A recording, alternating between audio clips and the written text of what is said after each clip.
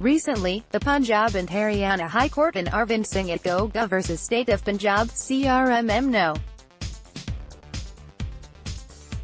43,622 of 2017, ruled that collecting men on social media can amount to collecting arms for waging war against the government, an offence punishable under Section 121 of the Indian Penal Code.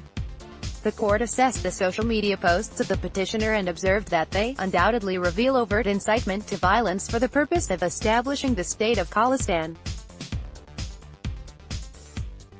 The case, which is still ongoing, raises an important issue: whether inciteful posts on the social media can constitute the offense of waging war against the government. The law on waging war against the government, one of the main provisions under which the petitioner, in this case, was charged, is Section 121 of the IPC. Section 121 criminalizes waging, attempting to wage war or abetting waging of war against the government of India. Under Section 122, whoever collects men, arms or ammunition, with the intention of committing an offence under Section 121, can also be held criminally liable. Ajmal Kasab, who was given capital punishment in connection with the 2008 Mumbai terror attacks, was convicted under Section 121. Punjab and Haryana High Court News 18 Sections 121 and 122 are offences against the state, along with other offences mentioned in Section 124A, the anti-sedition law. Like Section 124A, the meaning of the phrases used in Sections 121 and 122, such as waging war against the government and collecting men for the purpose of waging war, have not been clarified by the legislature, leaving it to the courts to interpret the ambiguous phrases. In Nazir Khan v. State of Delhi, 2003 SCC, CRL 2033, the Supreme Court found that the defendant, by kidnapping hostages and hijacking aircraft to secure the release of the defendant's aides in collecting arms and ammunition, had committed a conspiracy to wage war against the government. In Balwant Singh v. State of Punjab, Air 1995 SC 1785, a judgment convicting the petitioners under Sections 124A and 153A, promoting enmity between different groups and doing acts prejudicial to maintenance of harmony, of the IPC for raising slogans in a crowded place, was set aside by the Supreme Court, which observed that raising slogans which did not evoke any reaction from the public does not constitute an offence under Sections 124A and 153A. In the court's opinion, a more overt act was required.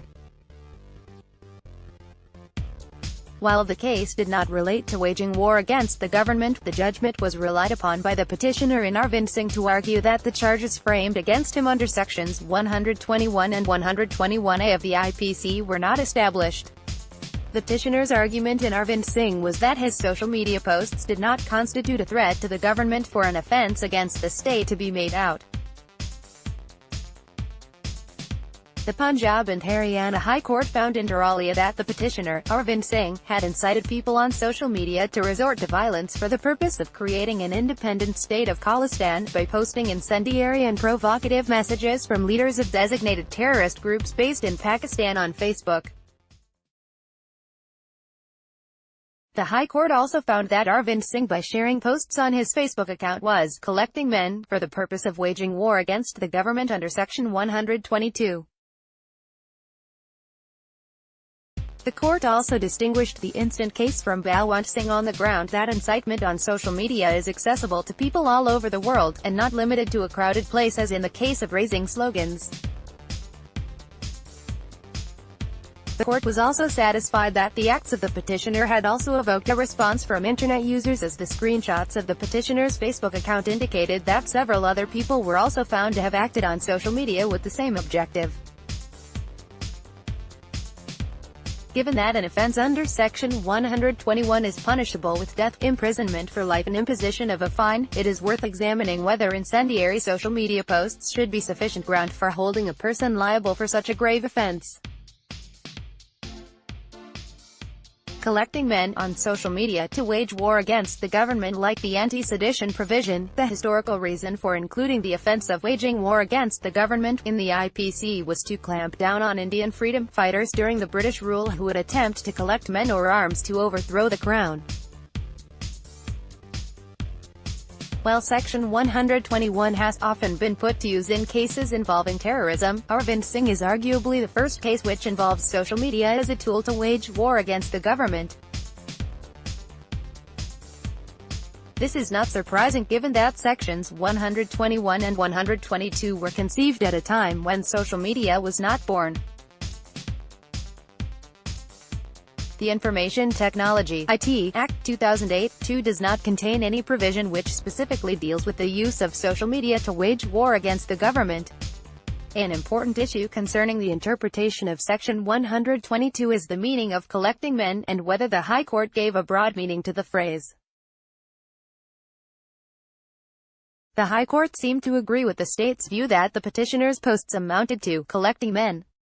One could argue that for the state to establish an offense under Section 122, it is not enough to show that the petitioner had posted incendiary social media posts which were shared by other Internet users with the same objective, only where there is evidence that the Internet users who shared the petitioner's posts agreed to join hands with the petitioner to commit an act of violence should the petitioner's posts constitute the act of collecting men envisaged under Section 122.